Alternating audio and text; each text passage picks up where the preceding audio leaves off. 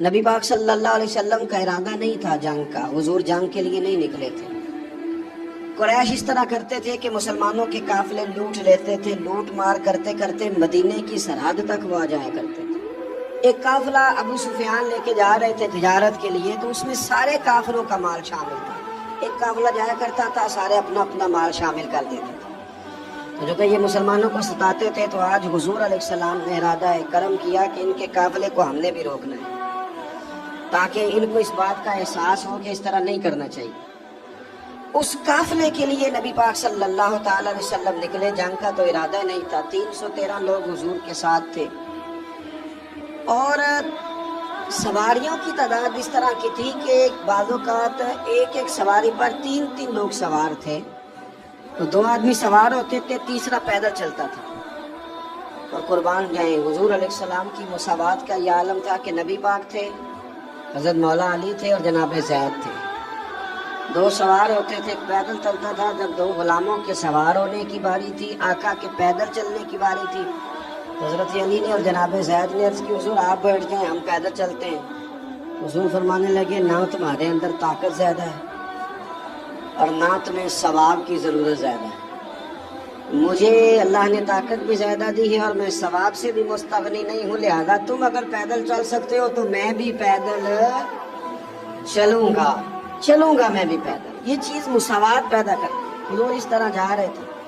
ابو سفیان بڑے تیز آدمی تھے، جب پتہ چلا نا کہ مسلمان حملے کے ارادے سے آ رہے ہیں، تو ایک بندہ جلدی سے دوڑایا، مکے جا کے بتاؤ تم سب کا مال میرے پاس ہے۔ تو مسلمانوں نے حملہ کر دیا۔ خود اس طرح کیا کہ جس رستے سے وہ جا رہے تھے وہ رستہ بدل کے رستہ کوئی اور اختیار کر لیا۔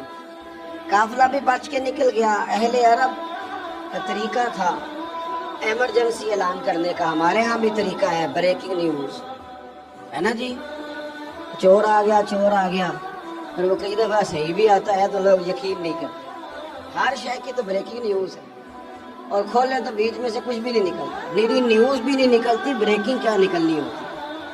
اس لیے میں کہتا ہوں کہ میڈیا کی ہر بات کو تسلیم نہ کر لیا کریں، سوشل میڈیا پہ چلنے والی ہر خبر کو نہ مان لیا کریں۔ یہاں تو اتنا عجیب حال ہے، ہمارے ایک بزرگ عالم دین ہے، بیچارے پچھلے دنوں وضاحت دے رہے تھے، خود بیٹھ کے کہہ رہے تھے میں زندہ ہوں بھائی، کسی نے میڈیا پہ خبر دے دی کہ میں فوت ہو گیا ہوں۔ وہ کہہ رہے تھے مہربانی کرو مجھے سونے دو، سارا دن ٹیلی فون آتے ہیں اور لوگ مجھے فون کر کے میری ہی تعزیت کا پوچھنے لگ جاتے ہیں۔ تو اس طرح نہ کریں، کیا صرف تھوڑا سا میڈیا چلانے کے لیے جھوٹ بولا جائے گا؟ بہرحال انہوں نے جو بندہ بھیجا تو بریکنگ نیوز کا وہاں بھی ایک طریقہ تھا۔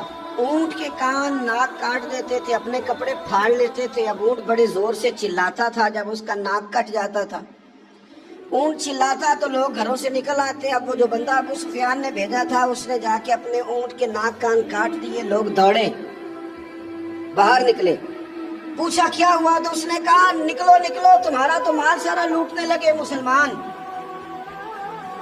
ابو سفیان بچ کے نکل گئے تھے، انہوں نے پیغام بھی دیا کہ میں بچ کے آ گیا ہوں، اب آنے کی ضرورت نہیں۔ لیکن انسان کو جو چیز سب سے زیادہ پستی میں لے جاتی ہے وہ اس کا تکبر ہوتا ہے۔ تو مینوں جانتا ہی نہیں، تجھے میرا پتہ ہی نہیں، یہ لے ڈوبتی ہے چیز لوگوں۔ انہیں بھی لے ڈوبی، انہوں نے کہا جی اب نہیں واپس جانا، اب چلو۔ 1000 کا لشکر، گانے بجانے والی عورتیں ساتھ، شراب کے مٹکے ساتھ، 10 اونٹ روز ذبح ہو رہے ہیں، سردار دعوتیں پکا رہے ہیں، گوشت بھونا جا رہا ہے۔ بدر میں پہنچ گئے، مسلمان بھی 313 پہنچ گئے۔ یہ ساری رات شرابیں پیتے، وہ ساری رات سجدے کرتے، یہ ناچ گانے سرور کی محفلیں سجتی، اور وہ رسول پاک کی تقریر سنتے، حضور کے خطبات سے فیض یاب ہوتے۔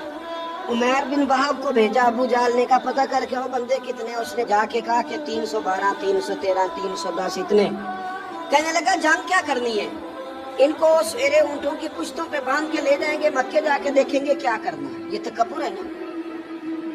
تو عمیر بن وہب کہنے لگا ہیں 312 ہیں 313، میرے اندازے میں 310، لیکن ایک کا بھی واپس جانے کا ارادہ کوئی نہیں۔